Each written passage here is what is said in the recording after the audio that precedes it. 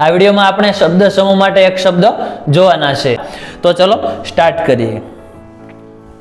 તત્વને જાણનાર વ્યક્તિ તો એને શું કહેવાય? તત્વજ્ઞ। જે તત્વને જાણતો હોય તો એને શું કહેવાય? તત્વજ્ઞ।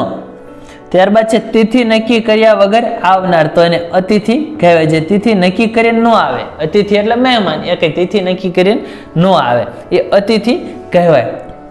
ચડનારું તો એને શું કહેવાય? ઉર્ધ્વગામી। પ્રયાસથી મેળવી શકાય તેવું તો એને કહેવાય યત્ન સાધ્ય। યત્ન કોઈ પણ પ્રયાસ કરવાથી મેળવી શકાય। આપણે જેમ કે સરકારી નોકરી છે તો એ પ્રયાસથી મેળવી શકાય એવી છે, એમાં જો મહેનત કરો તો એ પ્રયાસથી મેળવી શકાય એવું છે, તો એ શું કહેવાય? યત્ન સાધ્ય। પણ આપણે કહેવાય મારે અમૃત લેવું છે તો એ પ્રયાસથી પણ ન મેળવી શકાય, કારણ કે એનું આપણને શું ખબર એનું અસ્તિત્વ હોય કે ન હોય। લાંબો સમય ટકી શકે એવું તો એને શું કહેવાય? ચિરસ્થાયી। શાસ્ત્રનો જાણકાર તો એને શું કહેવાય? મીમાંસક। પાંદડાનો ધીમો અવાજ તો એને શું કહેવાય? પર્ણમર્મર। પર્ણમર્મર। ભેંસોનું ટોળું તો એને શું કહેવાય? ખાંડું। એને શું કહેવાય? ખાડું। હવે એક બીજો શબ્દ પણ છે, તલવાર માટે પણ ખાંડું કહેવાય છે। ત્રણ વેદનો અભ્યાસી કે જ્ઞાતા એને ત્રિવેદી કહેવાય છે। પાણીનો ધોધ તો એને શું કહેવાય? જલધોધ। જલધોધ।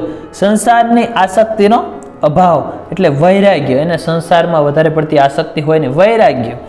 યુદ્ધે ચડેલી વીરાંગના એને રણચંડી કહેવાય, જેને આપણે મહારાણી લક્ષ્મીબાઈ, ક્વીન ઓફ ઝાંસી, મહારાણી લક્ષ્મીબાઈને રણચંડી કે એને વીરાંગના શબ્દ એને વધારે શૂટ થાય છે, એની માટે વપરાય છે, એટલે આ યુદ્ધે ચડેલી વીરાંગના એને શું કહેવાય? રણચંડી। જીત સૂચવનારું ગીત તો એને જય ગીત કહેવાય છે। જ્યાં રાજા પહેલા વિજય થઈને આવતા હતા ત્યારે આવા જય ગીતો ગાવામાં આવતા હતા। ચિંતા વગરનું તો નિશ્ચિંત થઈ જાઓ, ઘણા કહેતા હોય છે, તમારે કોઈ પણ પ્રકારનું ટેન્શન લેવાની જરૂરિયાત નથી। રહી રહીને પડતા વરસાદનું ઝાપટું તો એને સરવડું। એને તળપદા શબ્દમાં હરોવડું પણ કહેવાય છે। તળપદા શબ્દોનો આપણે લેક્ચર મૂકી દીધો છે, સમાનાર્થી શબ્દોનો પણ મૂકી દીધો છે, વિરુદ્ધાર્થી શબ્દોનો મૂકી દીધો છે। એ જો તમારે હજી જોવાનું બાકી હોય તો તમે આ વિડીયો પૂરો થાય પછી જોઈ શકો છો। ગુજરાતી વ્યાકરણની આખી એક સિરીઝ જ સ્ટાર્ટ કરી દેવાની છે, હજી કહેવતો ને એ બધા આગળના લેક્ચર્સો આપણે મૂકવાના છે। જો તમે હજી સુધી આ ચેનલને સબસ્ક્રાઇબ ન કરી તો સબસ્ક્રાઇબ કરી લો, આ વિડીયોને લાઇક કરો અને તમારા મિત્રો સાથે શેર પણ કરી શકો છો। સ્નેહથી ભીંજાયેલું તો એને શું કહેવાય? સ્નેહભીનું। હૃદયની વાત જાણનાર તો એને અંતર્યામી કહેવાય છે। જેને જોઈ કે સમજી ન શકાય તેવું તો તેને અગોચર કહેવાય છે। બે ડુંગરા વચ્ચેનો સાંકડો માર્ગ તો એને ઘાટી કહેવાય। હલ્દી ઘાટીનું યુદ્ધ તો એ શું? બે ડુંગરા વચ્ચે જ થયેલું યુદ્ધ છે। વહાણ કે આગબોટનો ઉપરી તો એને કપ્તાન કહેવાય છે। બારશાખનો ઉપલો ભાગ તો એને ઓતરંગ કહેવાય છે। સમુદ્રમાં રહેલો અગ્નિ વડવાનલ કહેવાય છે। લાગી વડવાનલની આગ, તો સમુદ્રમાં જે અગ્નિ લાગતો હોય છે એને વડવાનલ કહેવાય છે। પ્રેમ, સંકેત કે ક્રોધ ભરી વક્ર દ્રષ્ટિ તો એને કહેવાય કટાક્ષ। ઇન્દ્રનો હાથી તો એને કહેવાય છે ઐરાવત। અને ઇન્દ્ર જે હાથમાં જે શસ્ત્ર રાખે છે એને કહેવાય છે વજ્ર। જે ઋષિ દધીચી છે એમનું એ શું છે? આખું એક હાડપિંજરનું છે। પહોળા મુખનો અખાત તો એને કહેવાય છે ઉપસાગર। ઊંચી ડોકવાળું તો એને ઉદગ્રીવ કહેવાય છે। જીરાફ, ઉદગ્રીવ કહી શકીએ આપણે। છાપરાનો ટેકારૂપ મુખ્ય આડું લાકડું તો એને મોભ। જે ઘર હોય તો એમાં મુખ્ય જે લાકડું હોય છાપરાનું તો એને મોભ કહેવાય। મોભારો પણ તળપદી ભાષામાં કહેવાય છે। બજારમાં જઈ કરવામાં આવતી ખરીદી તો એને કહેવાય છે હટાણું। જુદી જુદી જાતિઓના વંશનો અભ્યાસી તો એને નૃવંશ શાસ્ત્રી કહેવાય। સ્ત્રીઓ માટે ઘરનો અંદરનો ભાગ તો એને શું કહેવાય? કે અંતઃપુર। વાડમાંથી જવા આવવા માટે કરેલું બાંકું કે માર્ગ તો એને છીંડું કહેવાય। જે વાડી હોય કે કોઈ પણ સીમ હોય, ખેતર હોય, તો એની વાડમાંથી આવવા જવા માટેનું બાંકું। બાકી આજુબાજુ તો ખેતરની આજુબાજુ વાડ હોય, શું કામ? પશુઓ ન આવી જાય એટલા માટે, પણ તો ત્યાં જે બાંકું હોય તેને કહેવાય છીંડું। સહેલાઈથી મેળવી શકાય તેવું તો એને કહેવાય સુલભ। આંખ આગળ ખડું થઈ જાય તેવું તો તાદૃશ્ય પણ તાદૃશ્ય પણ એને કહેવાય છે। વાહન ચલાવનાર તો ખલાસી। જે વાહન ચલાવે એને કહેવાય ખલાસી। ચમકની છાંટ વાળો આરસ પહાણ તો એને કહેવાય સંગેમરમર। ઘરનો સરસામાન તો એને અસબાબ કહેવાય। મારો અસબાબ ચેપ્ટર આપણે આવતું હતું। ઈચ્છા મુજબ ફરવું તો એને કહેવાય સ્વેર વિહારી। સ્વેર વિહારી, શેષ, દ્વિરેફ, આવા બધા ઉપનામો કોના છે? રામનારાયણ વિશ્વનાથ પાઠક, મતલબ કે રાવી પાઠક. સહન ન થઈ શકે તેવું તો એને શું કહેવાય? અસહ્ય, કે જે સહન ન થઈ શકે એવું. દિશા અને કાળનો સમૂહ તો એને દિક્કાલ કહેવાય. સાંજનું ભોજન તો વાળું, જે સાંજે ભોજન કરવામાં આવે એને ડિનર ફક્ત નથી કહેવાતું, ગામડાઓમાં વાળું પણ એને કહેવાય છે. કરિયાણું વેચનાર વેપારી તો એને કહેવાય મોદી. સંદેશો પહોંચાડનાર સેવક તો દૂત, રામદૂત. અતુલિત બલધામા અંજની પુત્ર પવન સુત નામા. રામનો દૂત બન્યો હોય તો અંગદ પણ રામનો દૂત બન્યો હતો. પાંડવોના દૂત બન્યા હોય તો કૃષ્ણ ભગવાન બન્યા હતા. દૂત એટલે શું કે એક શાંતિનો સંદેશ. કોઈ પણ યુદ્ધ થવાનું એ પહેલા એમ કે ભાઈ આપણે સમાધાન કરી લઈએ, એમ શાંતિથી વાતનો હલ નીકાળવા માટેનું એક પ્રયાસ છે. પણ પછી જો ન માને તો પછી યુદ્ધ જ હોય. દેવોની નગરી તો એને અમરાપુરી કહેવાય છે. પછી વર્ણવી ન શકાય તેવું તો અવર્ણનીય, કે જેનું વર્ણન ન થઈ શકે એવું. અનુપમ, રથ હાંકનાર તો એને કહેવાય સારથી. કૃષ્ણ ભગવાન અર્જુનના શું હતા? સારથી. 14 પાતાળમાંનું 5મું પાતાળ તો એને કહેવાય રસાતલ. બાળકો તરફનું વહાલ તો એને કહેવાય વાત્સલ્ય. એનું શું કહેવાય? વાત્સલ્ય. સમાધાન ન થઈ શકે તેવું તો અસમાધેય. હવે રશિયા અને યુક્રેન વચ્ચે સમાધાન ન થઈ શકે એવું જ સિચ્યુએશન થઈ ગઈ છે. એનું ક્યારે લગભગ સમાધાન થાય એવું લાગતું નથી, એ અસમાધેય છે. ઝાકળથી શોભાયમાન તો તુષાર મંડિત. શબનમ પણ ઝાકળને એક બીજું કહેવાય છે. એનો ઝાકળનો આપણે જો કઈ સમાનાર્થી શબ્દ જોવો હોય તો એ છે શબનમ, તુષાર, આવા એના નામો છે. પૃથ્વી ઉપરની સપાટી તો એને ધરાતલ કહેવાય. તાગી ન શકાય તેવું તો અતાગ. ઘરની બાજુની દિવાલ તો એને કરો કહેવાય. ઘરની જે બાજુ દિવાલ હોય ને એને કરો કહેવાય છે, બાજુની દિવાલ. ઘટતી કિંમત કરવી તે એટલે કદર. ઘટતી કિંમત કરવી તે કદર. સીધું સરખું કરવું તે તો ઉન્નયન. ઉન્નયન એટલે સીધું સરખું. પોતાની ઈચ્છાનું, ખુશીનું તો ઐચ્છિક. દેશ ખાતર પોતાના પ્રાણ આપનાર તો એને કહેવાય શહીદ. જળમૂળથી કાઢી નાખવું તે તો એને ઉન્મૂલન કહેવાય છે. અનેકને એક કરવા તે એકીકરણ. ઉદાહરણ જોવું હોય તો આપણા સરદાર વલ્લભભાઈ પટેલ, જર્મનીના બિસ્માર્ક. ઉપાય થઈ શકે એવું તો એને શું કહેવાય? ઉપેય. ઉપાસના કરવા યોગ્ય તો એને શું કહેવાય? ઉપાસ્ય. સૌભાગ્યની નિશાની રૂપે સ્ત્રીએ ગળામાં પહેરવાનું ઘરેણું તો એને કહેવાય મંગળ સૂત્ર. સૌભાગ્યની નિશાની રૂપે. બંને બાજુને જોડનારી તો ઉભયાન્વી. એકબીજા પર આશ્રિત હોવું તે તો એને કહેવાય અન્યોન્યાશ્રય દોષ. બ્રહ્મ સ્વરૂપ થવું તે કૈવલ્ય. કદંબમાંથી બનતી એક મદિરા તો એને કહેવાય કાદંબરી. કદંબમાંથી બનતી મદિરા. કદમ છે એ એક વૃક્ષ છે, વૃક્ષ એક ઝાડનું નામ છે. લશ્કરનો અસબાબ તો એને કહેવાય ખેલના. માટીની ભીતરનું નાનું ઘર તો એને કહેવાય ખોરડ.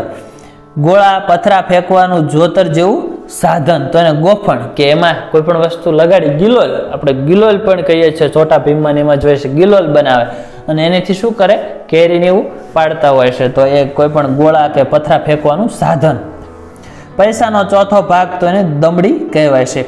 જ્યાં હત્યા થઈ હોય તેવું અપવિત્ર તો એને શું કહેવાય? ગોઝારું. કોઈ પણ સ્થળ હોય અહીંયા કોકનું મર્ડર થઈ ગયું હોય તો એને ગોઝારું સ્થળ કહેવાય છે. જોકે એવું કંઈ સ્થળ તો એવું કંઈ હોય જ ન શકે સારું કે મોડું, પણ એક જે કંઈ છે આ પહેલાંની આપણે, કારણ કે ગુજરાતી સાહિત્ય તો ભરપૂર છે. આ અત્યારનું સાહિત્ય થોડુંક હાલનું છે. આ બધું જે અભ્યાસક્રમમાં સામેલ છે પહેલાંનું છે. તો પહેલાંના કેવી છે એમની વિચારધારા પ્રમાણેનું છે. વેરાન કે રહેવાય નહીં તેવી ઝાડીની જગ્યા તો એને કહેવાય જંગલ. ખોદીને પડતર રાખેલું ખેતર તો એને કહેવાય ચારું. પગ વડે કરવામાં આવતો પ્રહાર તો એને કહેવાય પદાઘાત. પગ વડે જે પ્રહાર કરવામાં પદાઘાત. આપણે એક બીજું પણ કહીએ છીએ પાટું મારવું. ઈશ્વરમાં ન માનનાર તો એને નાસ્તિક કહેવાય અને આસ્તિક એટલે માને.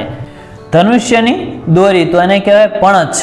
પાણીના વાસણ મૂકવાની જગ્યા તો એને કહેવાય પાણીયારું. પાણીના વાસણ મૂકવાની જગ્યા, ગોળો છે, ગ્લાસ છે, કળશો છે એ મૂકવાનું. ભય વિનાનું નિર્ભય, ફિયરલેસ. વસંત જેવી સુંદર સ્ત્રી તો એને કહેવાય ફાલ્ગુની.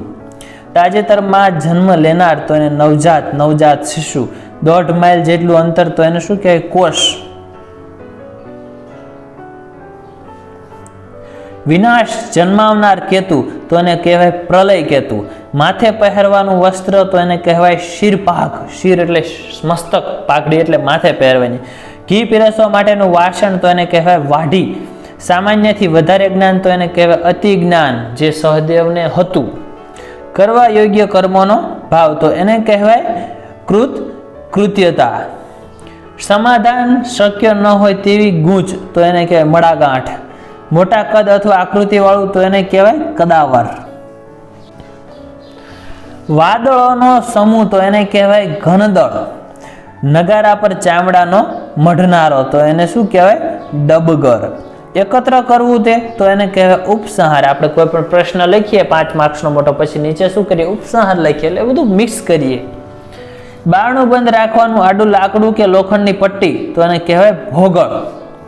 બીજાના મત વિશે સહનશીલતા તો એને કહેવાય મત સહિષ્ણુતા. જીવન ચલાવવા માટેની કમાણી કે એ માટેનું સાધન તો એને કહેવાય આજીવિકા, રોજીરોટી, ધંધો.